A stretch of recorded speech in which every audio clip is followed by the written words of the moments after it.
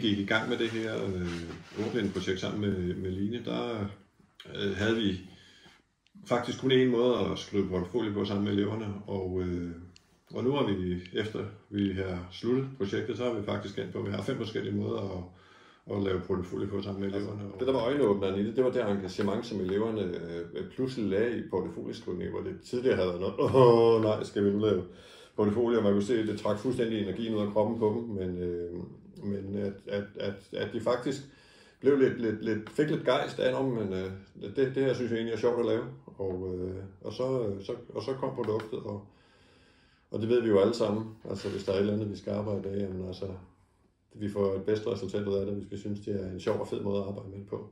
Så det var rigtig godt og en fed oplevelse for os.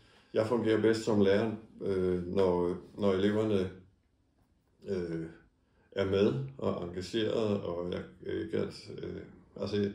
det giver mig så meget energi, at jeg kan mærke, at de griber det og arbejder videre med det, og det kan trække lige så meget energi ud af mig, at jeg kan mærke, at de ikke er med, og at de enten ikke forstår det og forsøger at få dem til, ikke også, eller ikke har lyst til at lave det på den måde.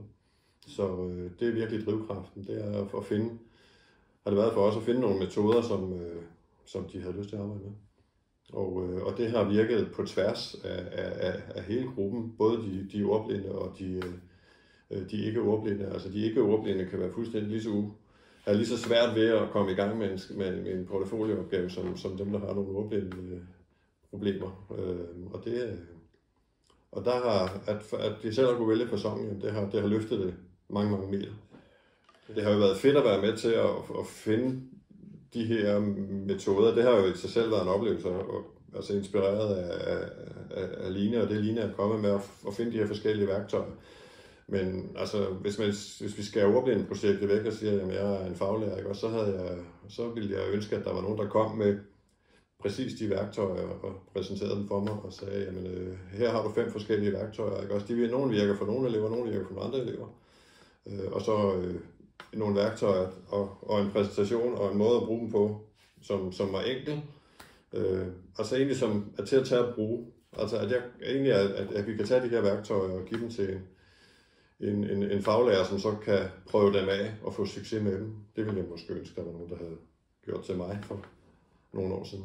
Altså, det her at have været med i det her ordblindeprojekt har ikke været uden spekulationer og tanker, og kan vi nu gøre det ordentligt, og kan vi nu finde ud af det, men summa summarum, så har det jo alligevel, så har vi jo blevet udfordret lidt og skubbet lidt ud over kanten, og det er ikke farligt at blive en gang imellem, blive skubbet lidt ud over kanten, ikke for meget, men lidt ud over kanten, så rykker vi os lidt, selvom vi har været 30 år i fald.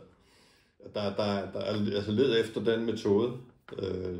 Led efter, der er altid en bedre metode end det, vi prøver at gøre vores ting, uanset om det er porteføljeskrivning eller det er alt vores andet arbejde, omkring vores faglige projekter på PGU-værkstedet. Jamen, se hvad der virker, gør mere af det, udvikle det, forædle det og få det udfaset, som man kan mærke ikke rigtig fungerer.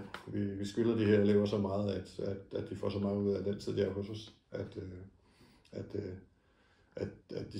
de skal være med og engageret. Og hvis vi kan tænde dem med nogle få metoder og nogle enkelte metoder, jamen så skal vi gøre det.